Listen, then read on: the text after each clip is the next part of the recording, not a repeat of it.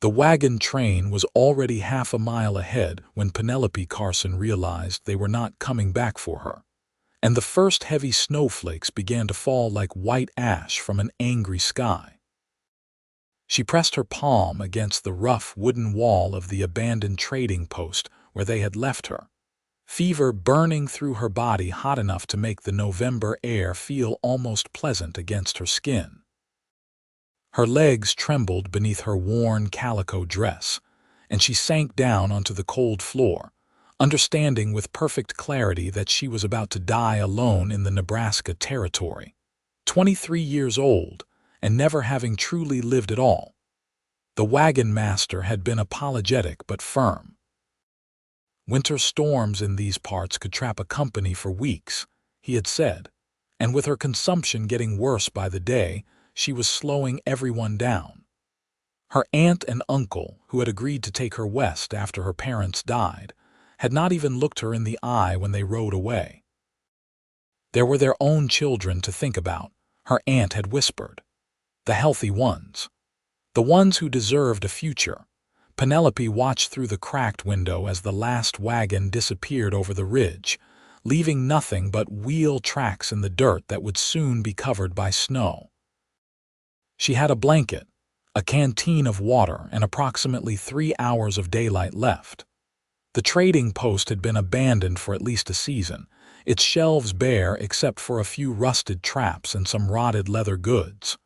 No food, no firewood stacked and ready. Nothing that would keep her alive through what was clearly going to be a substantial storm. She laughed, and the sound turned into a cough that racked her whole body and left her gasping. After everything she had survived, all the nights she had lain awake in her sick bed back in Ohio, listening to the doctor tell her family that she would not see spring, here she was, having made it all the way to November, only to freeze to death in the middle of nowhere because she had dared to dream of California sunshine. The snow was falling harder now, thick flakes that obscured the horizon. Penelope wrapped the thin blanket around her shoulders and tried to remember what warmth felt like. She thought about her mother's kitchen, bread baking in the oven. She thought about summer days before the sickness, when she could run through fields without her lungs betraying her. She thought about all the things she would never do, never see, never feel. That was when she heard the horse.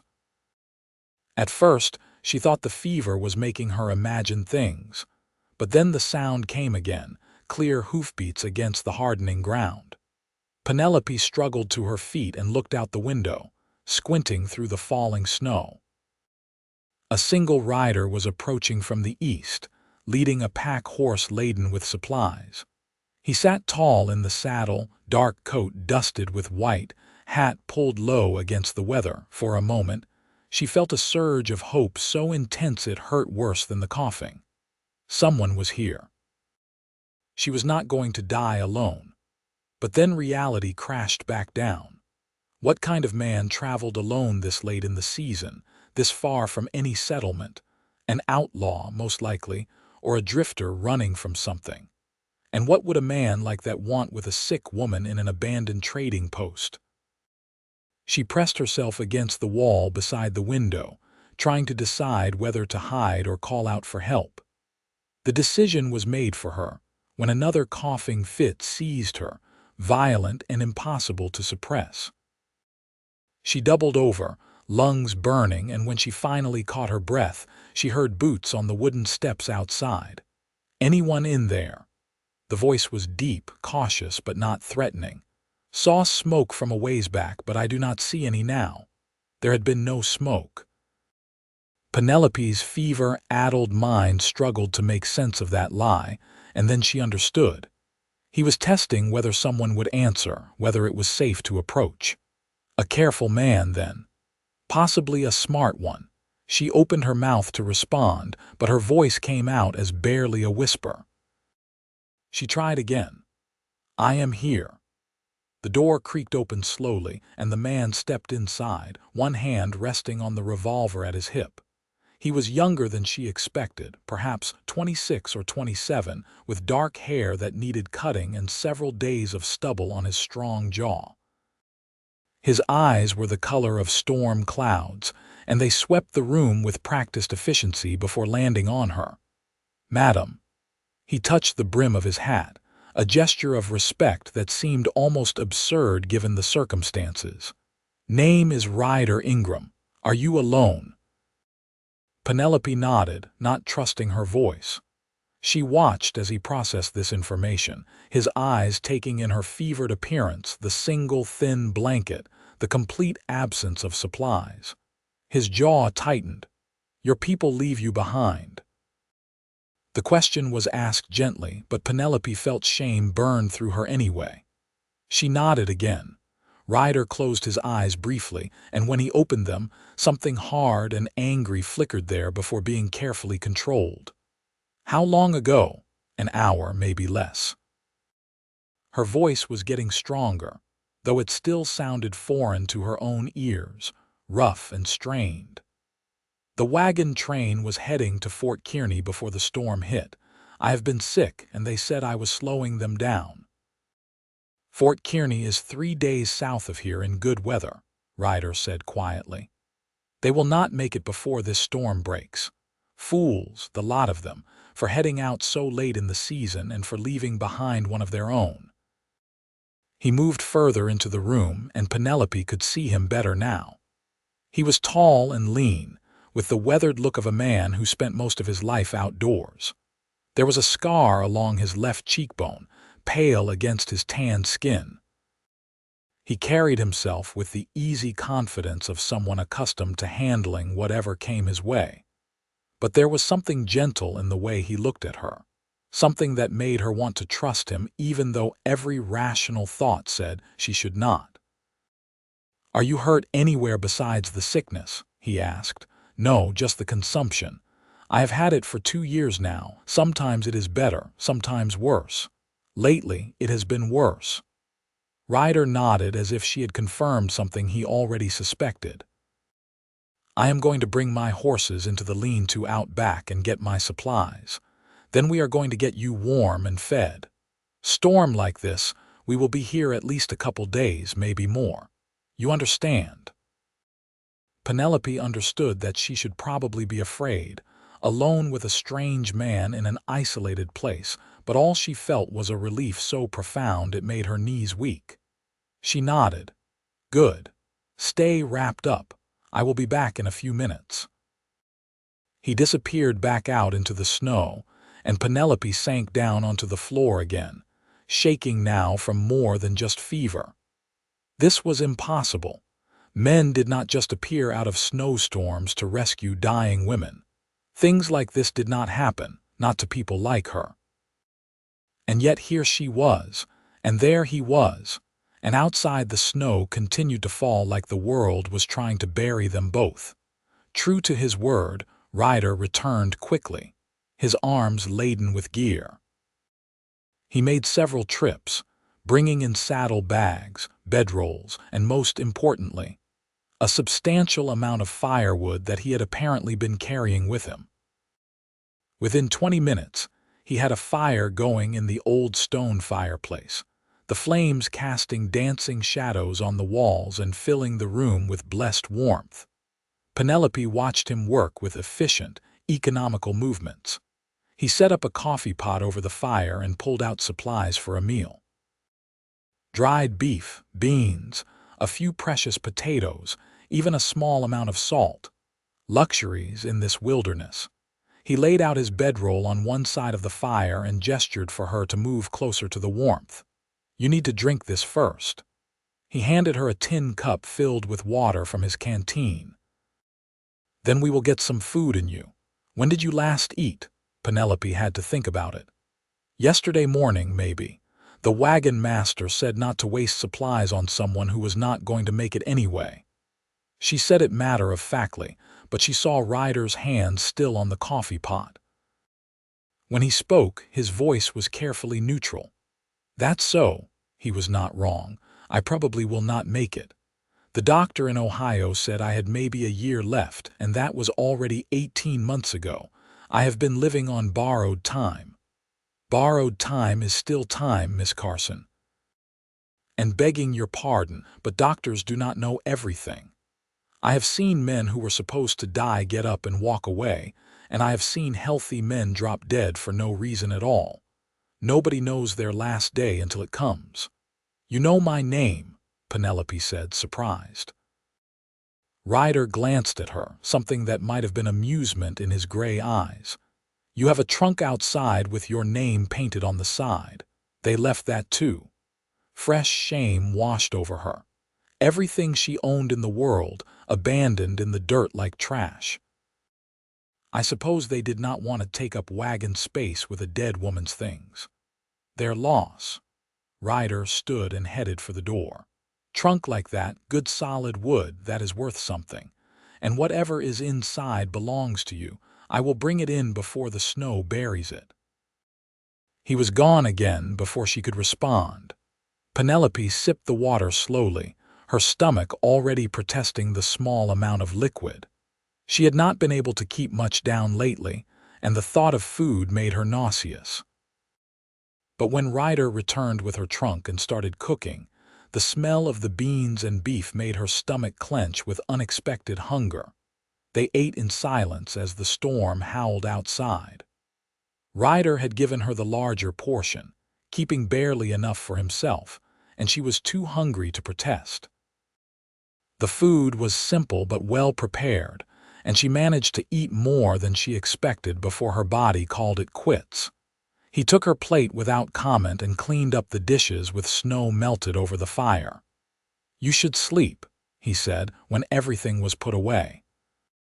Your body needs rest to fight the sickness. Where will you sleep? Penelope asked, suddenly aware of the intimacy of their situation. I will take first watch, make sure the fire keeps going. Later I will rest on the other side of the room. You have my word, Miss Carson. I mean you no harm. Found you in need, and I could not leave you to die. That is all there is to it. There was something in the way he said it, flat and final, that made Penelope believe him. She settled onto his bedroll, which he had given her without asking, and pulled her thin blanket over herself.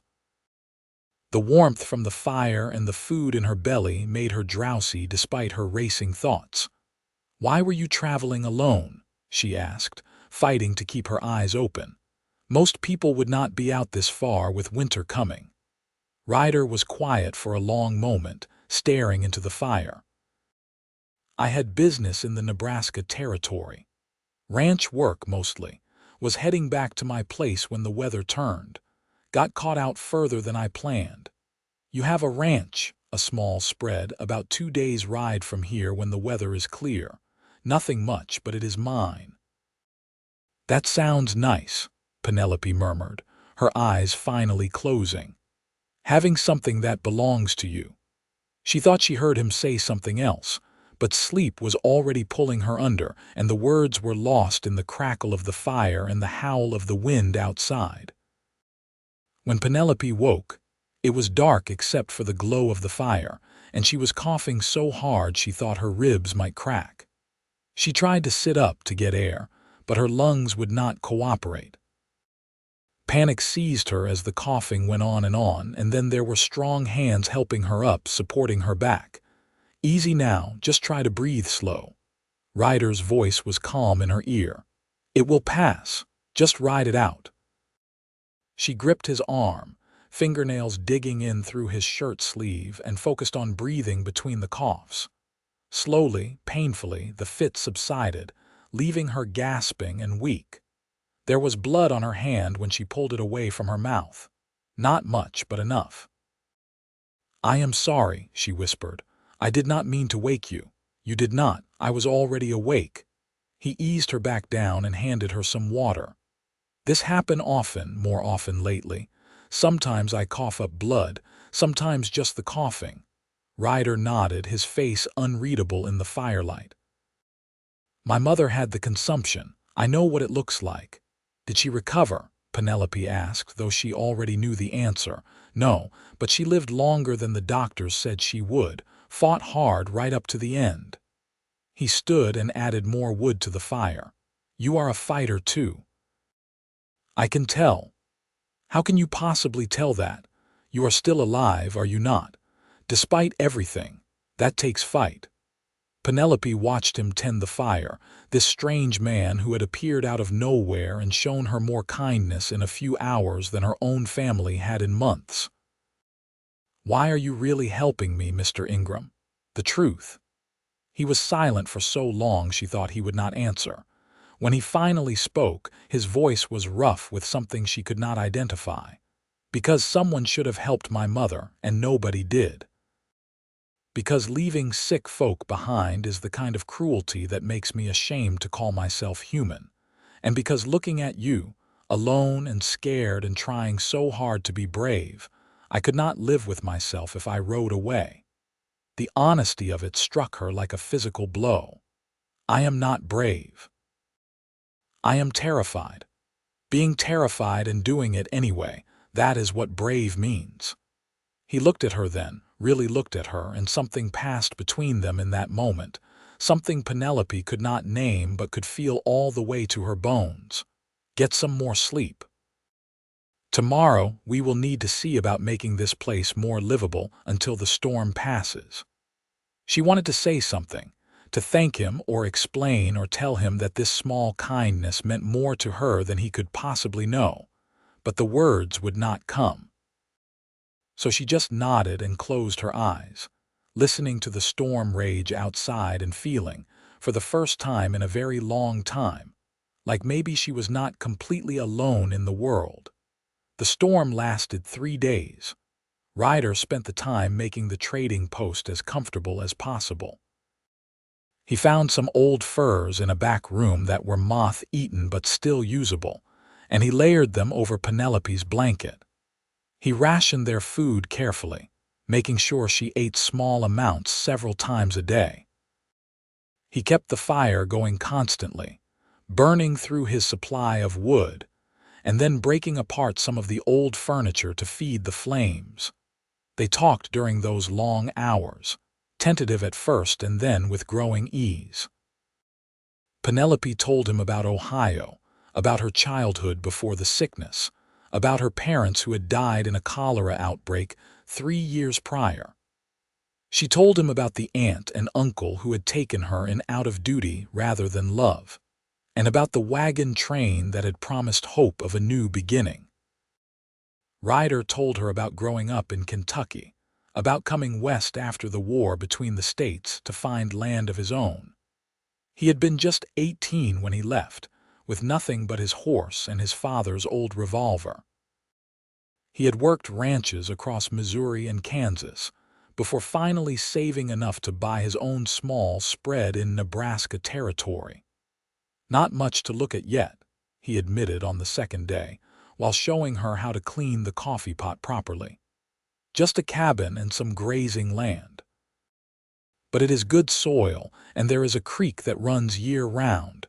In time, I aim to build it into something real. Do you run cattle? Penelope asked, genuinely curious. Some. Mostly I hire out for other ranchers, doing the hard jobs they need extra hands for. Gives me steady money while I build up my own herd. It is slow work, but honest. Honest work is good work, Penelope said. My father used to say that. Your father was a wise man, she smiled, the expression feeling strange on her face after so long. He was a carpenter. Built beautiful things with his hands. Furniture, cabinets, even part of the church back home. He said a man should leave the world with more beauty in it than when he arrived. I like that philosophy. Ryder checked the beans cooking over the fire. What would you do if you could do anything? If the sickness was not a factor, the question caught her off guard. Nobody had asked her about the future in so long. Everyone just assumed she did not have one. I used to teach, she said slowly. Just at the little schoolhouse in town, but I loved it. The children, seeing them learn and grow.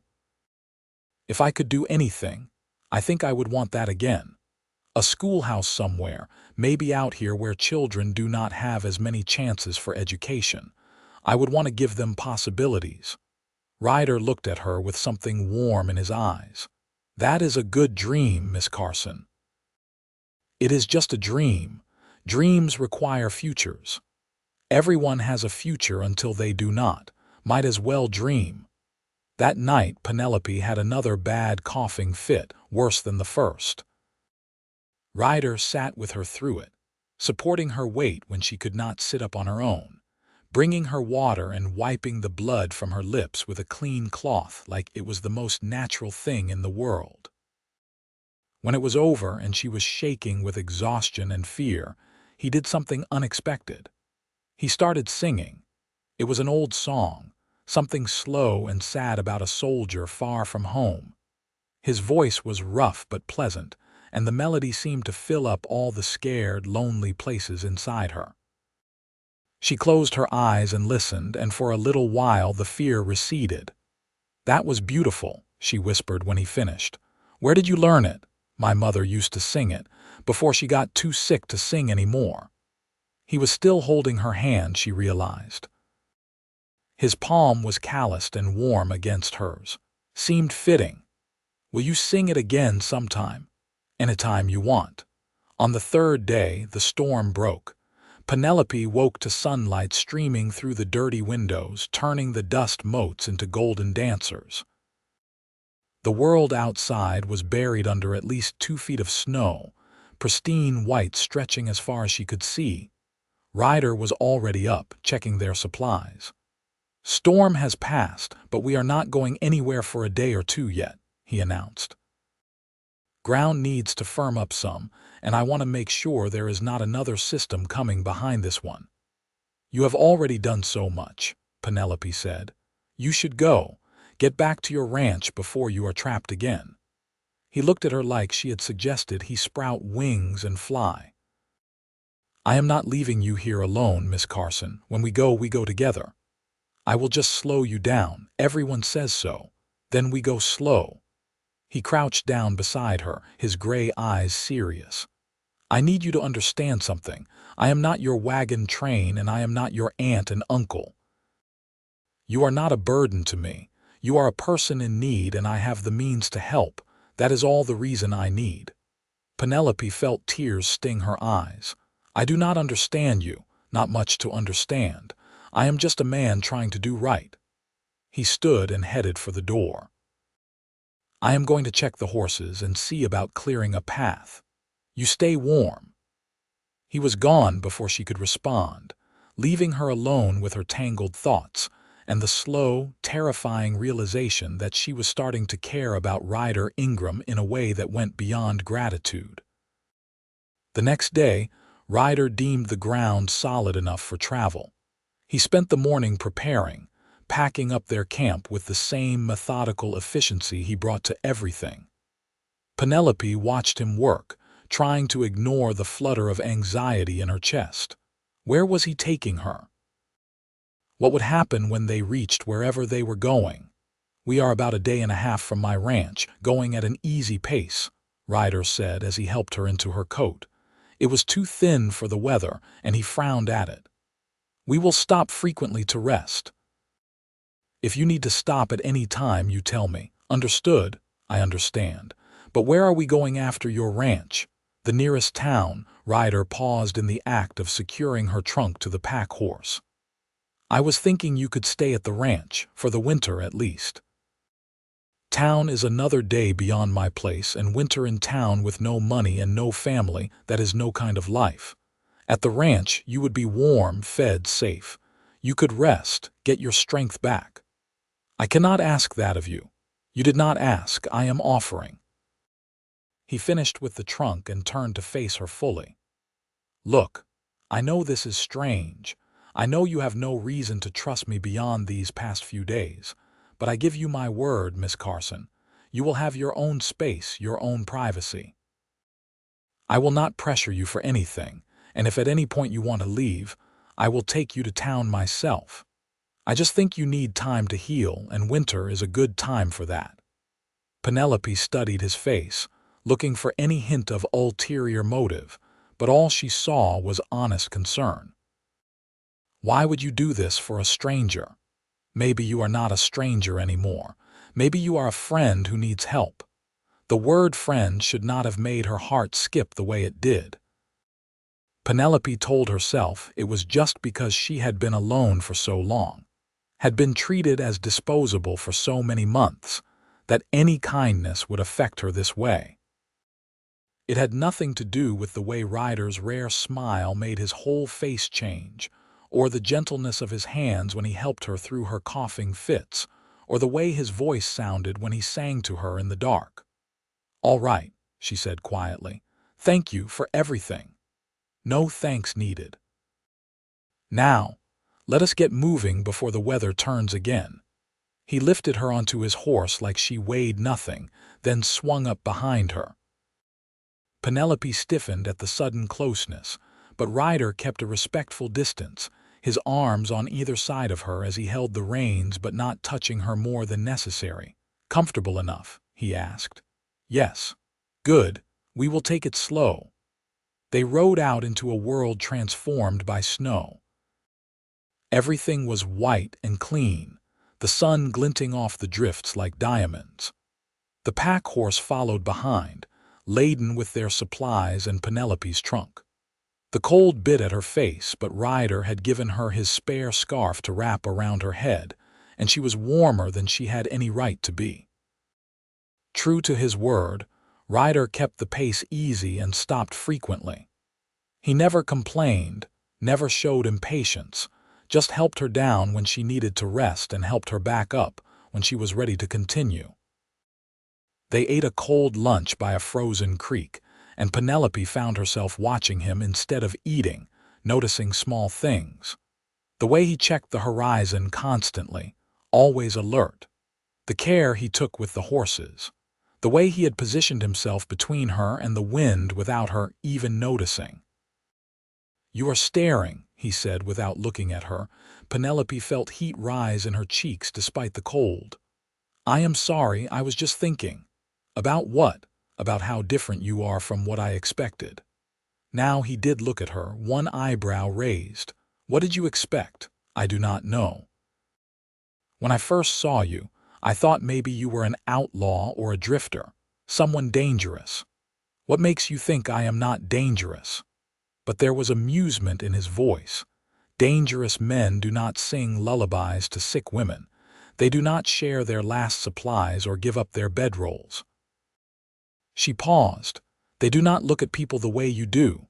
"And how do I look at people? Like they matter, like their lives have value even when they are strangers." Ryder was quiet for a moment, and when he spoke, his voice was serious. "Everyone matters, Miss Carson. Every life has value. Took me a long time to learn that, but I learned it. War teaches you strange lessons. You fought in the war for about 6 months near the end. I was just 16, lied about my age to enlist, saw things no 16-year-old should see. But I met a man there, an older soldier, who showed me that even in the middle of all that death and horror, you could choose to be kind, could choose to see people as people, not just enemies or allies or obstacles. He died saving my life, and I made a promise to myself that I would live the way he did, that I would be the kind of man who helped when he could." Penelope felt something shift inside her chest, like a locked door opening. "He would be proud of you." "I hope so. Come on, we should keep moving. Want to make it to the halfway point before dark." They rode through the afternoon, the landscape slowly changing from open prairie to rolling hills dotted with sparse trees. Ryder pointed out landmarks, telling her about the area with the easy knowledge of someone who had spent years learning the land. He showed her where a band of Pawnee had a winter camp, how to tell if a creek was frozen solid enough to cross, which plants stayed green even under snow. As the sun began to set, painting the snow in shades of orange and pink, they reached a small sheltered valley with a stand of trees that blocked the wind. Ryder set up camp with practiced ease, building a fire and making a simple dinner while Penelope sat on a fallen log and tried to ignore how exhausted she was. "You did well today," he said, handing her a plate.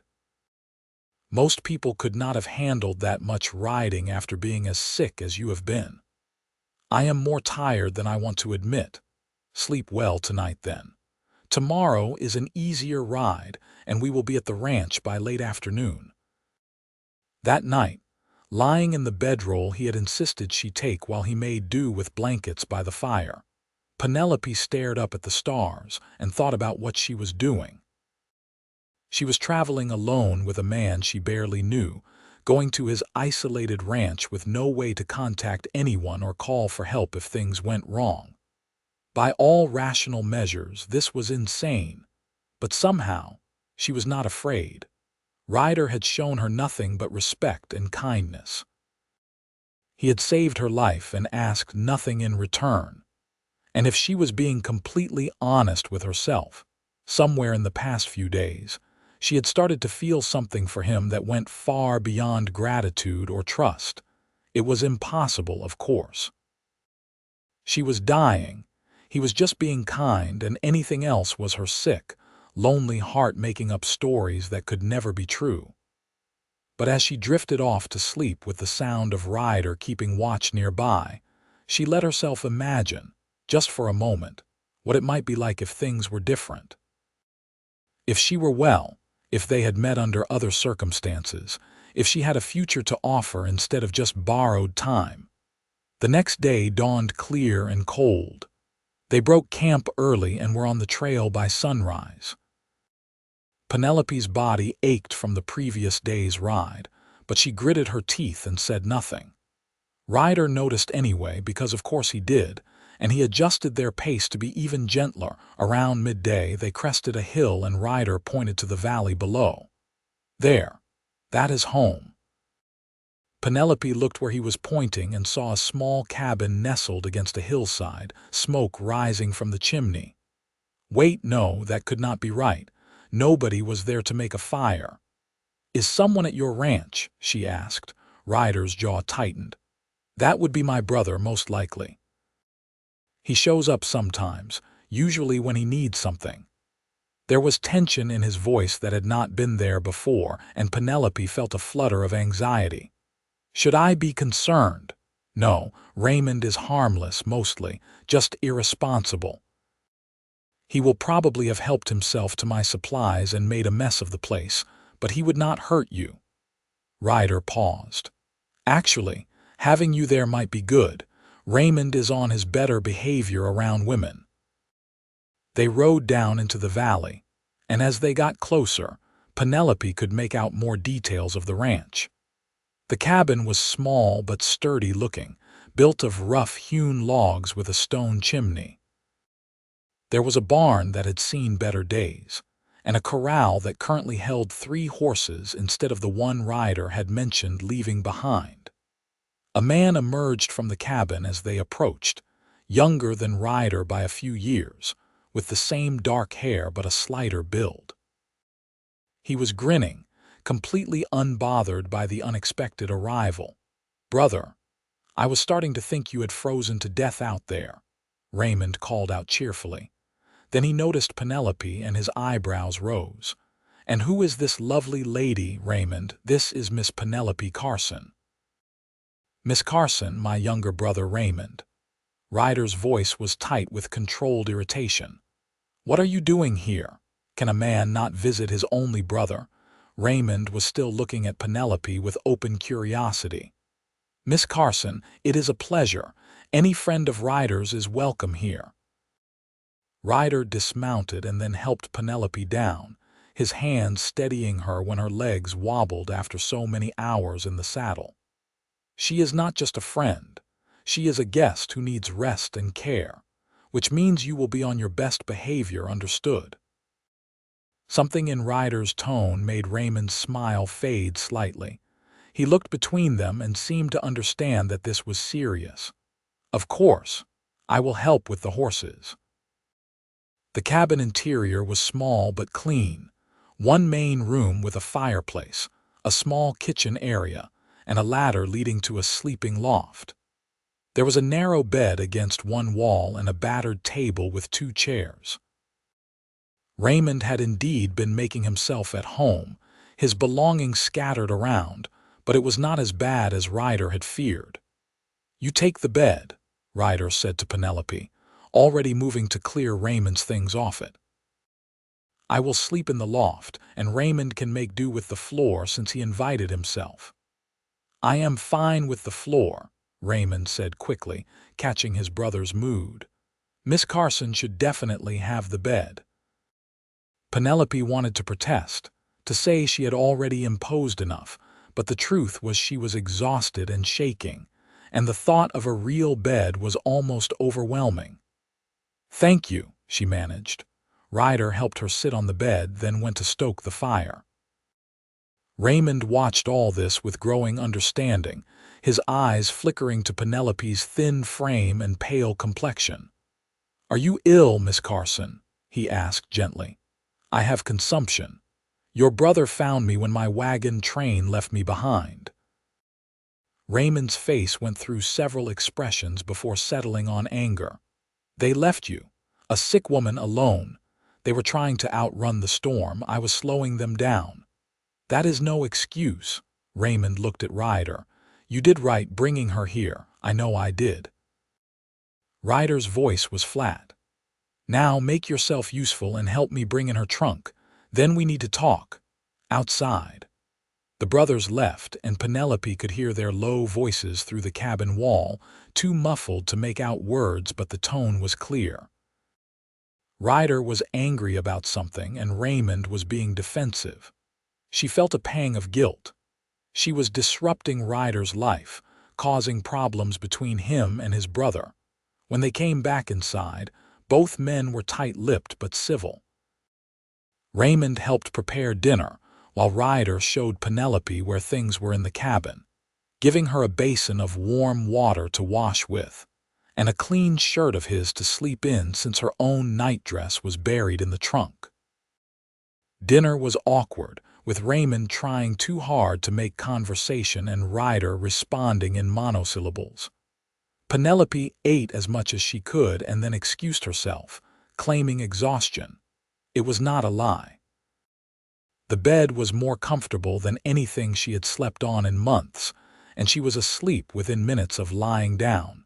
She woke to voices arguing in harsh whispers. "You cannot just bring a strange woman to live here, Ryder. It is not proper." She had nowhere else to go. "What was I supposed to do, leave her to die? You could have taken her to town to the doctor there." "The doctor who drinks more than he practices medicine. That doctor, no. She stays here where I can make sure she has what she needs." "And what happens when she dies?" "Because you know she probably will. Consumption does not just go away." There was a long silence. Then Ryder's voice, low and intense. "If she dies, then at least she will die knowing someone cared enough to try. At least she will die warm and fed and not alone. Can you understand that?" After what happened with Mother, another silence. When Raymond spoke again, his voice was subdued. "I understand. I am sorry, brother, you are right. I just worry about you. Then help me instead of questioning me." "I will, I promise." Penelope lay in the dark, her heart aching. She had not asked Ryder what happened to his mother, had not pressed when he mentioned her consumption. Now she understood. His mother had died of the same disease, probably alone or without proper care, and he was trying to make up for it by saving someone he could save. She was not a woman to him, not really. She was a second chance. The thought should have hurt, but instead it just made her sad. Sad for him, for his loss, for the burden of guilt he carried. And sad for herself, because she had started to hope that maybe, just maybe, his feelings were more than just duty and old grief. The next few days fell into a routine. Ryder left early each morning to tend to the animals and do the endless work that came with running a ranch, even a small one. Raymond, true to his word, was helpful and friendly, keeping Penelope company and making sure she took her meals. He was charming and easy to talk to, full of stories about his and Ryder's childhood in Kentucky. "Our pa died when I was just 12, Raymond told her one afternoon while they were both working on mending some old shirts. Ryder was 17, and he could have left, could have headed west and made his own way, but he stayed and worked himself near to death keeping us afloat. Took care of Ma when she got sick, took care of me, sacrificed everything for family. He is a good man," Penelope said quietly. "The best man I know," Raymond agreed, "though I wish he would think about himself sometimes. All he does is work and save and plan for some future that never seems to come. He deserves happiness, you know, deserves someone who sees how special he is." Penelope thought about that while she stitched. Did Ryder see himself as worthy of happiness? Or did he see himself as a caretaker, someone whose purpose was to help others at the expense of his own needs? That evening, Ryder came in covered in snow, having been out mending fences in an unexpected flurry. He was shivering, and Penelope immediately put a pot of coffee on to heat while Raymond helped him out of his wet coat. "You should have come in sooner," she scolded gently. "You will catch your death." Ryder gave her a tired smile. "Yes, madam. Though I think you are one to talk, considering you were outside earlier gathering snow to melt when I specifically told you to stay inside and rest. I needed some fresh air, and I was only out for a moment too long in your condition." But there was no real anger in his voice, just concern. Raymond looked between them with barely concealed amusement. "Well, I am going to go check that the horses are settled for the night. You two behave yourselves." After he left, Penelope brought Ryder a cup of coffee and sat across from him at the table. "Your brother told me about your mother. I am sorry for your loss." Ryder's hands tightened on the cup. "It was a long time ago. Grief does not care about time. No, I suppose it does not." He took a sip of the coffee, staring into the fire. "She was sick for 3 years, kept getting worse, and there was nothing I could do, nothing except watch her fade away. Near the end, she made me promise that I would not let bitterness ruin me, that I would find joy in life and not spend all my days mourning her. Have you kept that promise?" "I have tried. Some days are easier than others." He looked at her then, really looked at her, and Penelope felt that same electric awareness she had been trying to ignore. "You remind me of her sometimes, not in appearance but in spirit. She was brave too, even when she was afraid. She never complained, never felt sorry for herself, just kept going until she could not go any more." "I complain," Penelope said, trying to lighten the mood. "Just this morning I complained about the coffee being too weak." Ryder's lips quirked in that almost smile she was learning to treasure. That was valid criticism. Raymond makes terrible coffee. They sat in comfortable silence for a while, listening to the fire crackle and the wind howl outside. Penelope felt at peace in a way she had not felt in years. This little cabin, with its rough furniture and simple comforts, felt more like home than anywhere she had been since her parents died. "Ryder," she said suddenly, "why did you really bring me here? The truth." He was quiet for so long she thought he would not answer. When he finally spoke, he did not look at her. "At first, it was because I could not stand the thought of leaving you to die. That part was true. But then, spending those days in the storm with you, getting to know you, I realized I did not want to say goodbye. You made me laugh when I had not laughed in months. You made me think about things differently. And I thought, maybe if you stayed, we could help each other. I could give you a safe place to rest, and you could give me a reason to make this place into a real home instead of just somewhere to sleep between jobs." Penelope's heart was hammering in her chest. "And now? What do you think now?" He looked at her then, and the intensity in his gray eyes made her breath catch.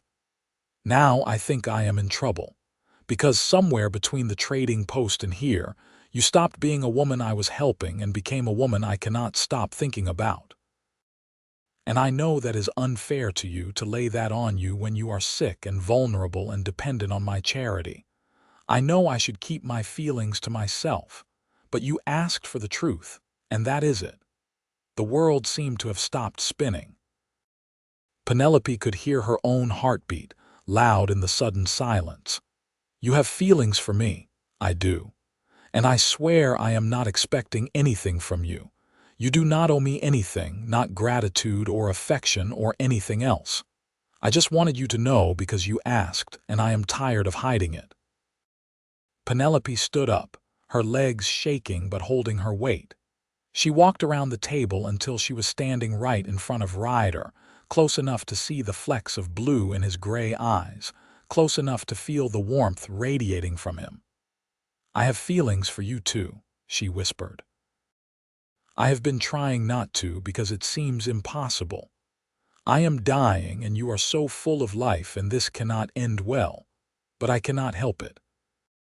When you sing to me, when you look at me like I matter, when you make coffee exactly the way I like it without me even asking, I feel things I have never felt before, and it terrifies me." Ryder stood up slowly, reaching out to cup her face with one calloused hand. "What if you are not dying?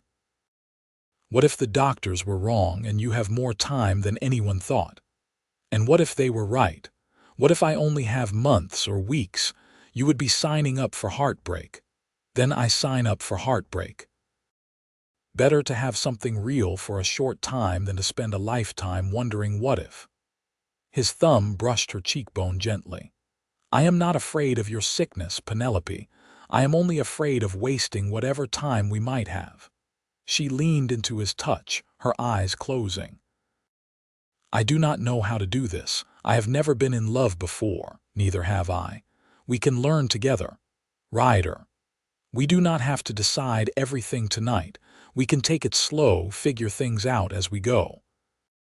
But I need you to know that I am here, and I care about you. And that is not going to change whether you are sick for 6 more months or 60 more years."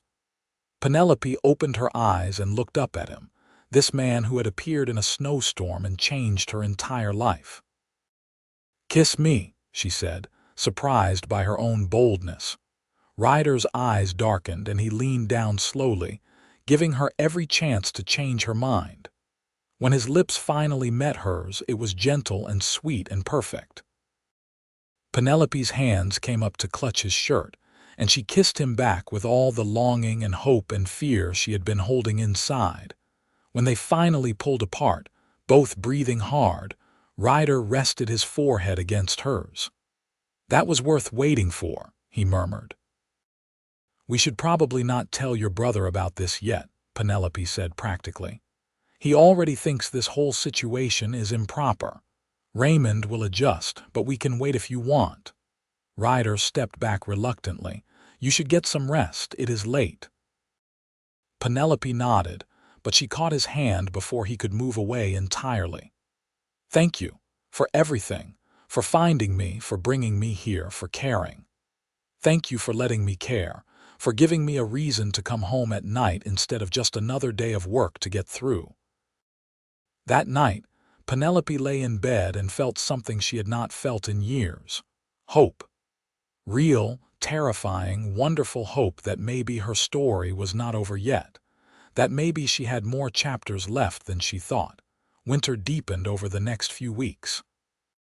Snow piled high around the cabin, and Ryder's work shifted to maintenance and survival rather than improvement. Raymond, to everyone's surprise, did not leave.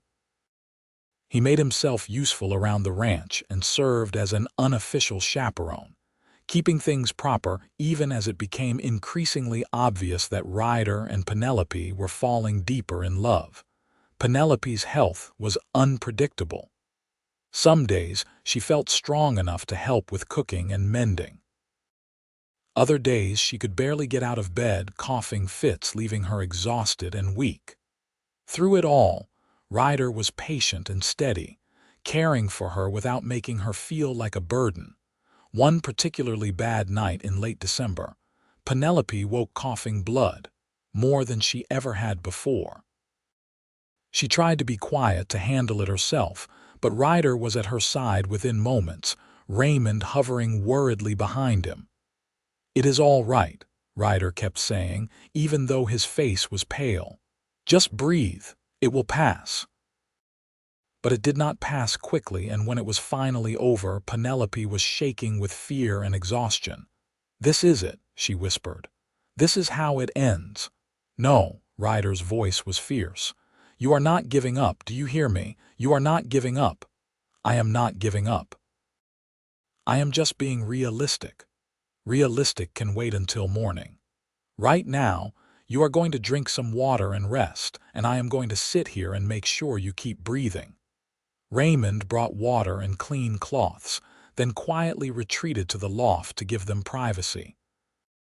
Ryder sat on the edge of the bed, holding Penelope's hand, and she could see the fear in his eyes that he was trying so hard to hide. "I am sorry," she said. "I know this is not what you signed up for. I signed up for you, all of you, including this. You should not have to watch someone die again, not after your mother. You are not going to die." But his voice cracked on the words, and Penelope saw the tears he was holding back. She pulled his hand to her chest, letting him feel her heartbeat. "Whatever happens, I want you to know that these past weeks have been the happiest of my life. You gave me something I never thought I would have. You gave me love." "You gave me that too," Ryder said roughly. "And I am not ready to lose it. So you have to fight, Penelope. You have to keep fighting." "I will try. I promise I will try." He leaned down and kissed her forehead, her cheeks, her lips, like he could somehow kiss life back into her. And Penelope held on to him and tried to believe that love could be enough to keep her alive. She made it through that night, and the next one, and the one after that. Slowly, impossibly, she began to improve. The coughing fits became less frequent. Her appetite returned. Color came back into her cheeks. By mid-January, she was able to stay up for most of the day and even help with light chores. "I do not understand it," she said to Ryder one evening as they sat by the fire. Raymond had finally left a few days before, satisfied that his brother was in good hands. "The doctors said I was dying. My aunt and uncle saw no hope, but I feel better than I have in a year." Ryder pulled her closer, his arm around her shoulders. "Maybe you needed something to live for, or maybe it was just your time to heal." "Or maybe it was you," Penelope said softly. "Maybe love is better medicine than anything a doctor could prescribe." I like that explanation best. They were married in February, in the small cabin with just a traveling preacher and 2 neighbors as witnesses. Penelope wore a dress she had made from fabric Ryder had bought on a trip to town, simple but beautiful. Ryder wore his best shirt and looked at her like she was the most precious thing in the world. "I, Ryder Ingram, take you, Penelope Carson, to be my lawfully wedded wife," he said, his voice steady and sure. "In sickness and in health, for richer or poorer, from this day forward until death do us part. I, Penelope Carson, take you, Ryder Ingram, to be my lawfully wedded husband," she replied, tears streaming down her face. "In sickness and in health, for richer or poorer, from this day forward until death do us part." The preacher pronounced them husband and wife, and when Ryder kissed her, Penelope felt like she was finally, truly home. Spring came late that year, but when it arrived, it was glorious. The snow melted, revealing green grass and wildflowers. Penelope stood outside the cabin and breathed in the clean air, her lungs expanding without pain for the first time in what felt like forever. "Feel good?" Ryder asked, coming up behind her and wrapping his arms around her waist. "It feels like a miracle." She leaned back against him. "I should still be sick. I should probably be dead. But I am here and I am well and I cannot explain it." "Then do not try. Just accept it as the gift it is." Penelope turned in his arms to face him. "I have been thinking about what I said back at the trading post about my dream of teaching. I remember. There are children in this area who have no school. The nearest one is over 20 miles away. What if we started one here? Nothing fancy, just a small schoolhouse where I could teach the basics." Ryder's eyes lit up. "I think that is a wonderful idea.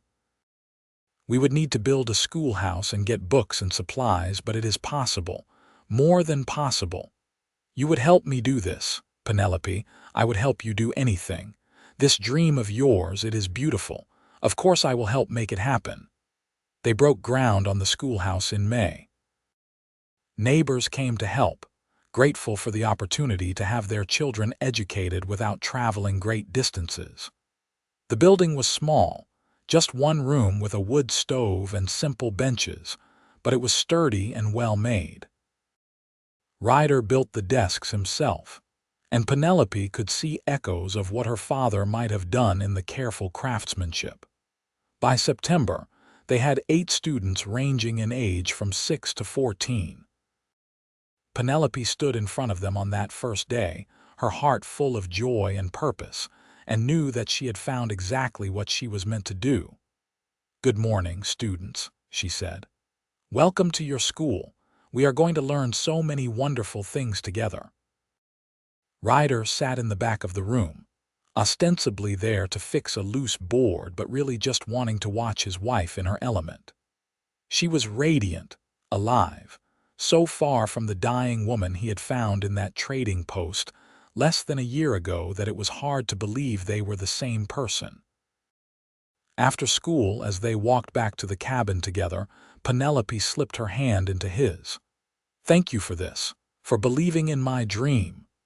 Thank you for sharing it with me. Watching you teach those children today, seeing how happy you were, that was worth more than gold." "I have something else to tell you," Penelope said, and there was something in her voice that made Ryder stop and look at her closely. "What is it? Are you feeling ill again?" "No, not ill. The opposite, actually. Ryder, I am pregnant." For a moment he just stared at her, unable to process the words. Then a grin split his face so wide it hurt. "Pregnant. We are going to have a baby, we are. The doctor in town confirmed it. He said my recovery is remarkable, and there is no reason to think I cannot carry a healthy child." Penelope's eyes were shining with tears. "We are going to be parents, Ryder." He picked her up and spun her around, both of them laughing. When he set her down, he cupped her face in his hands and kissed her deeply. "I love you so much. You and this baby, you are everything I never knew I needed." "I love you too, more than words can say." Their son was born in April, healthy and strong with his father's dark hair and his mother's eyes. They named him Samuel, after Ryder's father, and he filled the cabin with noise and light and endless wonder. Penelope's health remained stable. She had occasional coughs and bad days, but nothing like before. It was as if her body had decided to fight back, to give her the life she had been denied for so long. The doctor called it a miracle. Ryder called it the power of love and purpose. Penelope did not care what it was called as long as it continued. The school grew. By the second year, they had 15 students, and Ryder had to expand the building. By the 5th year, they had 23, and Penelope had to hire a second teacher to help her. The small ranch prospered too. Ryder's hard work and careful planning paying off with a growing herd and regular buyers. On their 10th wedding anniversary, Penelope stood on the porch of their expanded cabin and watched Ryder play with their 3 children in the yard. Samuel was 9 now, tall and serious like his father. Their daughter Rose was 6, wild and fearless. And little Thomas was just 2, toddling after his siblings with determined concentration. Raymond visited regularly now, having finally settled down with a wife of his own in a nearby town. The wagon train that had abandoned Penelope had tried to return the next spring to check on her, only to find her healthy, happy, and married. Her aunt and uncle had the grace to look ashamed, but Penelope bore them no ill will. Their cruelty had led her to Ryder, and she would not change that for anything. "What are you thinking about?" Ryder asked, coming up the steps to join her. "About how different my life is from what I expected. 10 years ago, I was dying in an abandoned trading post, alone and scared. Now look at me. I have a husband I adore, 3 beautiful children, a school that brings me joy every day. How did I get so lucky?" "It was not luck. It was stubbornness and courage and a whole lot of love." Ryder pulled her close. "You fought for this life, Penelope. You earned every moment of happiness. We earned it together." That night, after the children were asleep, they lay in bed and talked about the future. More students for the school, maybe another child in a year or two, expansion of the ranch, growing old together. "Do you ever think about that day we met?" Penelope asked. "About what would have happened if you had not come along?" "I try not to. The thought of you dying out there, alone and thinking nobody cared, it still haunts me sometimes. But I did not die. You saved me." "We saved each other," Ryder corrected. "I was just existing before I met you, working and surviving but not really living. You taught me what it means to have purpose beyond myself." Penelope rolled over to face him, tracing the familiar lines of his face with her fingers. "I never told you this, but that first night in the cabin, I heard you and Raymond arguing. He said you were trying to make up for what happened to your mother by saving me.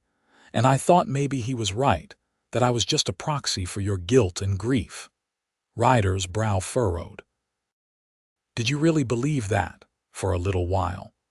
Until I realized that even if it started that way, it did not stay that way. You fell in love with me, not with the idea of redemption. You saw me, Penelope Carson, not just a sick woman who needed saving.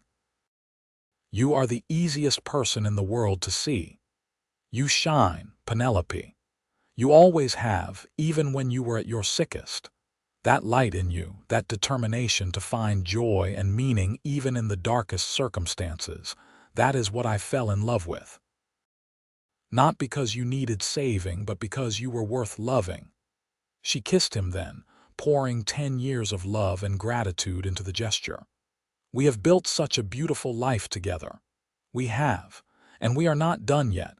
We have decades ahead of us, God willing." Penelope thought about that, about the impossible gift of years stretching ahead when she should have had only weeks. "I used to be so afraid of dying. Now I am just grateful for living. Every morning I wake up next to you. Every time one of our children laughs, every student who learns to read because of our school, those are gifts. Miracles, really. Then we are living in a constant state of miracles. I can accept that." They fell asleep tangled together, safe and warm and loved. Outside, the Nebraska wind whispered through the grass, carrying with it the promise of another tomorrow. The years continued to pass, each one bringing new challenges and joys. Samuel grew into a thoughtful young man who wanted to be a doctor, inspired by his mother's recovery and determined to help others the way she had been helped. Rose developed a passion for teaching and often helped in the school, her natural exuberance making her popular with the younger students. Thomas, the baby, showed signs of inheriting his father's skill with animals and his mother's gentle heart. Penelope's school became a cornerstone of the community. Students came from miles around, and several went on to attend universities back east, bringing pride to their families and the entire region. Penelope kept teaching even as she got older, finding that education gave her life structure and meaning beyond her family. Ryder's ranch became one of the most successful in the area, not because it was the largest, but because he ran it with integrity and treated his workers fairly.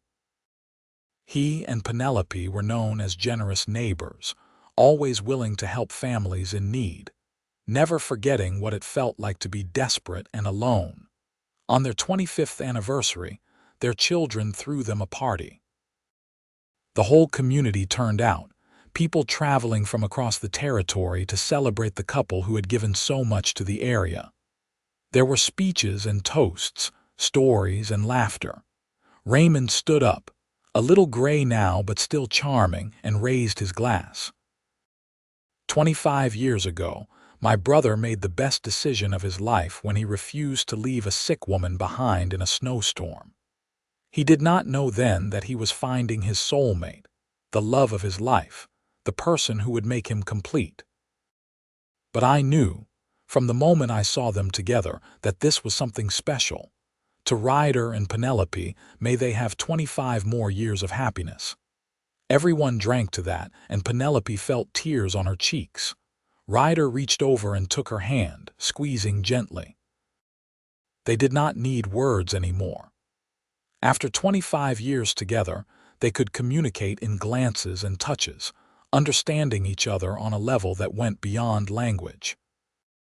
That night, lying in bed in the house they had built together, Penelope thought about the girl she had been at 23, coughing blood in an abandoned trading post and waiting to die. That girl could never have imagined this life, this love, this abundance of blessings. "Thank you," she whispered into the darkness. "For what?" Ryder asked, half asleep beside her. "For refusing to leave me behind. For seeing value in me when nobody else did. For loving me when I thought I was unlovable. For giving me a life worth living." Ryder pulled her closer, and she could hear the smile in his voice. "Best decision I ever made, finding you that day, and I would make it again, every single time." Penelope's health remained stable as she aged. The consumption never fully went away, but it also never progressed the way the doctors had predicted. She had occasional flare-ups that required rest, but nothing life-threatening. It was as if her body had reached a truce with the disease, allowing her to live a full life as long as she respected its presence and took care of herself. When Samuel graduated from medical school and returned to open a practice in the nearest town, it was one of the proudest days of Penelope's life. When Rose married a kind rancher and started her own school 2 counties over, Penelope cried happy tears at the wedding. When Thomas took over the day-to-day operations of the ranch, allowing Ryder to slow down and enjoy his later years, it felt like the natural progression of a life well lived. Grandchildren arrived, 7 in total, and they brought new life and energy to the homestead. Penelope taught them to read and write, just as she had taught their parents. Ryder taught them to ride and rope, to respect the land and the animals.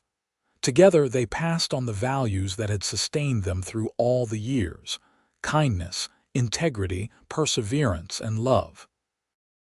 On their 40th anniversary, Ryder was 73 and Penelope was 70.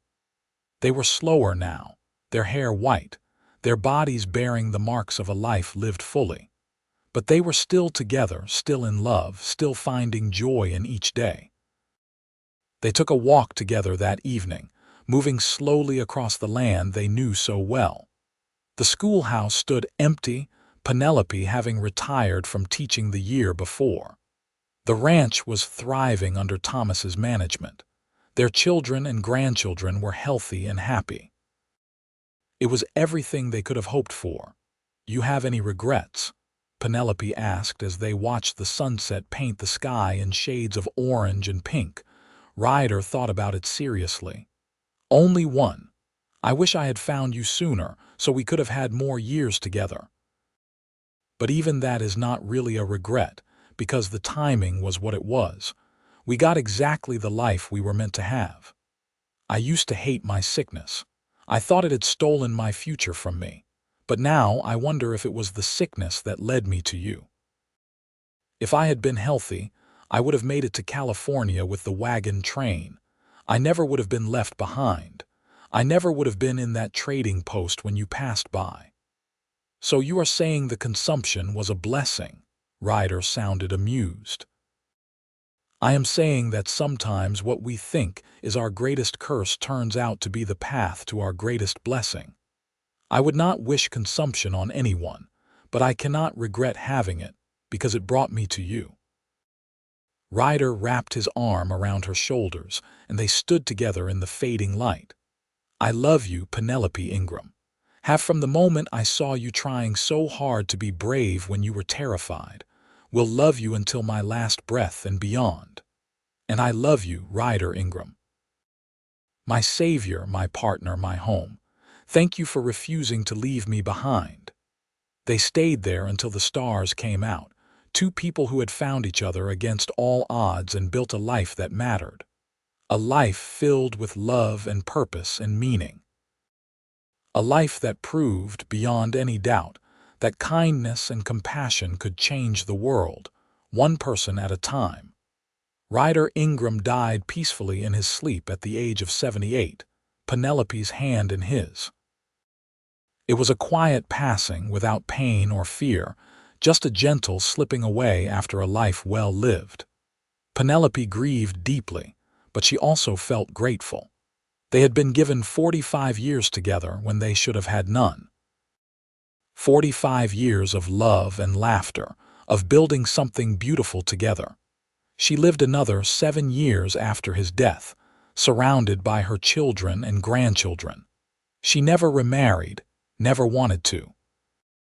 Ryder had been her great love, her once-in-a-lifetime gift, and she was content with the memories they had made together. On the day she died, at the age of 77, her last thoughts were of that snowy day when a cowboy had refused to leave her behind. She remembered the way he had looked at her, not with pity but with respect. She remembered his gentle hands and his steady presence. She remembered falling in love slowly and surely, learning to trust, learning to hope, learning to live again.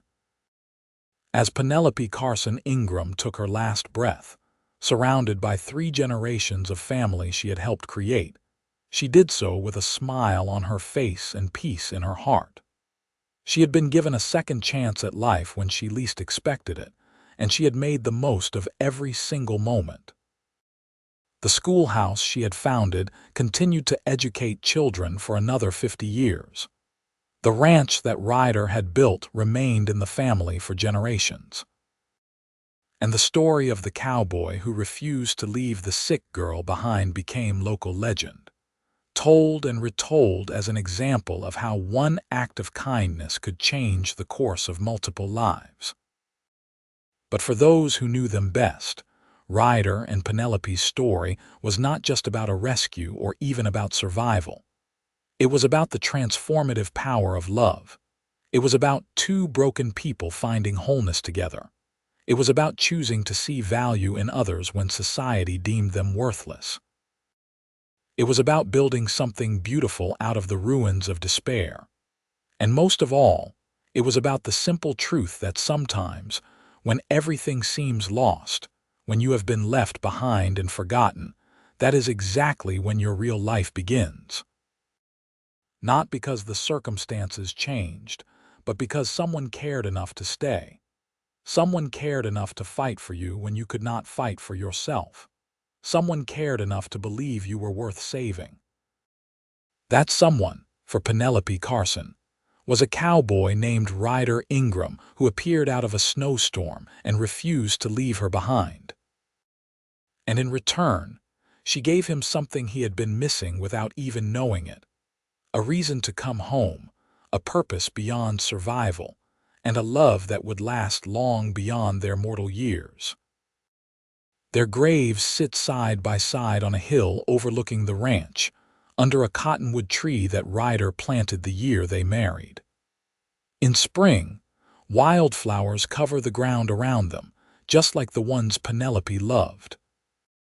The headstones are simple, bearing only their names and the years of their births and deaths, and one additional line that their children chose carefully. They found each other when they both needed saving. It was true then, and it remains true now. 2 people, brought together by circumstance and chance, who chose to build a life based on compassion and commitment.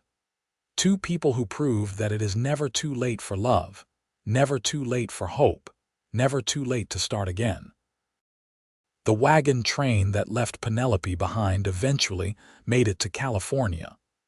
Most of those families prospered in various ways, building new lives in the West. But none of them ever achieved the kind of happiness that Penelope found in that small cabin in Nebraska Territory, with the man who refused to let her die alone. Her aunt and uncle lived with the guilt of their decision for the rest of their lives. They tried years later to reconcile with Penelope, and she forgave them with grace. But things were never the same. They had abandoned her when she needed them most, and while forgiveness was possible, forgetting was not.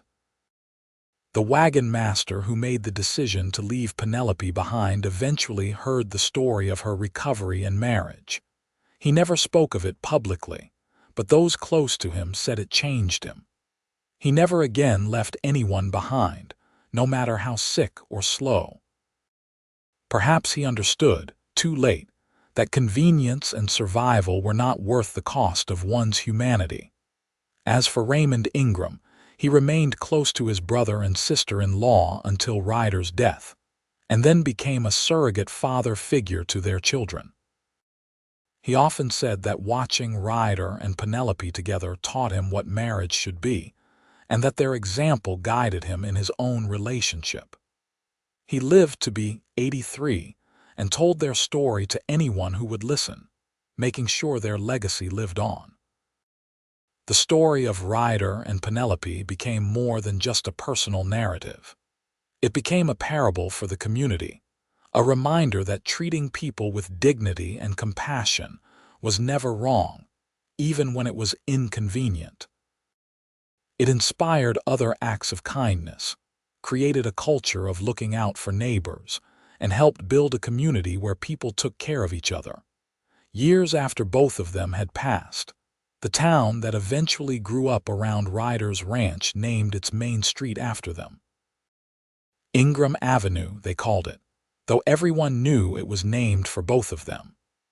The school that Penelope founded was eventually replaced by a larger building, but a plaque on the new school commemorated her as the founder of education in the region.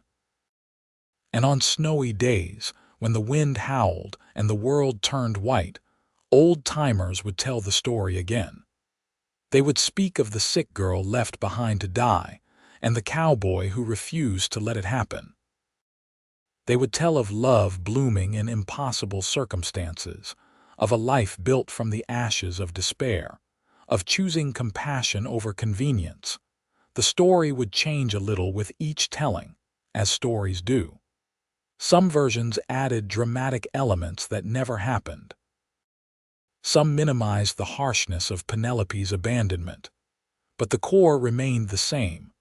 A woman who needed help, a man who provided it, and a love that transformed both of their lives. That love did not cure Penelope's consumption, not really. Medical miracles did not happen, no matter how much the story was romanticized. What happened was simpler and more profound. She found a reason to fight. She found someone who believed she was worth fighting for. And that belief, that love, that sense of purpose and belonging, gave her body the strength to keep going when it should have given up. The consumption remained with her all her life, a shadow in her lungs, a reminder of mortality. But it did not define her. She refused to let it. Instead, she lived fully and completely, squeezing every drop of joy out of each day, making the most of the years she was given. And Ryder, for his part, never saw himself as a hero. He was just a man who did what he thought was right. He could not have lived with himself if he had left her behind, could not have enjoyed his own life knowing someone was suffering when he could have helped. It was not heroism to him.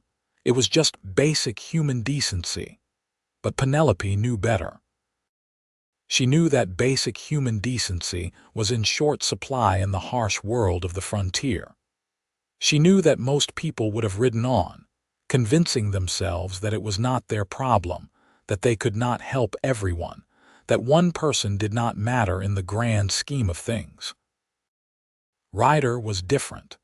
He saw one person in need and responded, not because he expected anything in return, but because it was the right thing to do. And in doing so, he gained more than he ever could have imagined. He gained a partner, a family, a purpose, and a love that sustained him through all his days. Their story ended as all stories must, with death. But the ending was not sad. They had lived long lives filled with meaning.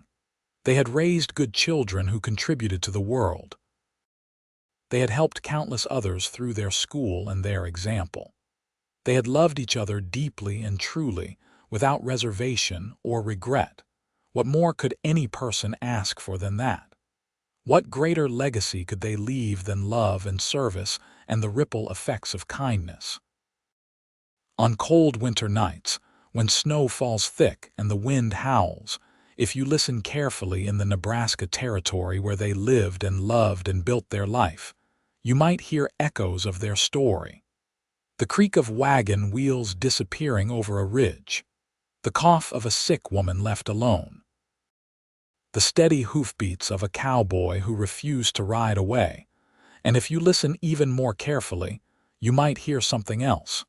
Laughter from the cabin where they made their home, children's voices raised in lessons, the gentle murmur of two people talking by firelight, sharing dreams and fears and hope. The story of Ryder and Penelope Ingram is not just a story of romance, though it was certainly that. It is a story about the power of one person to change another's life, about choosing compassion over convenience, about building something beautiful from broken pieces, about love as a force that heals and transforms and endures beyond death. It is a story worth remembering, worth telling, worth learning from. Because in a world that often feels harsh and uncaring, it reminds us that kindness matters. That one person's choice to help can set in motion a cascade of goodness that touches lives for generations.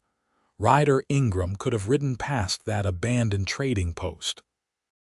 He could have told himself that the sick woman inside was not his responsibility. He had his own problems, his own life to live. Nobody would have blamed him for keeping going, but he did not. He stopped. He helped. He stayed. And because of that choice, Penelope Carson lived. Not just survived, but truly lived. She taught hundreds of children. She raised 3 wonderful humans who made the world better. She loved and was loved in return. She found joy and purpose and meaning, all because a cowboy refused to leave her behind when the snow came. That is the story. That is the truth. And that is why, more than a century later, people still tell it. Because we all need to believe that when we are at our lowest, when we have been abandoned and forgotten, when death seems certain and hope is gone, someone might still appear. Someone might still care. Someone might refuse to leave us behind. And we all need to remember that we can be that someone for others. That our choices matter. That stopping to help, even when it is inconvenient or difficult or scary, can change the course of a life. Can create ripples of goodness that spread far beyond what we can see or imagine. Ryder and Penelope's story ended with 2 old people dying peacefully, surrounded by the family they created and the legacy they built. But in another way, their story never ended at all. It lives on in every act of kindness, every choice to help instead of walk away, every decision to see the value in another human being regardless of their circumstances. It lives on in the school that still bears Penelope's influence, in the ranch that still operates on the principles Ryder established, in the descendants who carry their names and their values forward into new generations. Most of all, it lives on in the simple truth they proved with their lives. That love, real love, the kind that chooses to stay when leaving would be easier, that kind of love can work miracles. Not the flashy kind of miracles you see in stories. The quiet kind. The kind that gives someone the strength to take one more breath, fight one more day, hope one more time. That was Ryder and Penelope's miracle. Two broken people who found each other in impossible circumstances and built something whole. A cowboy and a sick girl who should have been just ships passing in a snowstorm, but who instead became partners for life. He refused to leave her behind. She refused to give up. Together, they created a love story for the ages, proving that sometimes the most extraordinary things come from the simplest choices.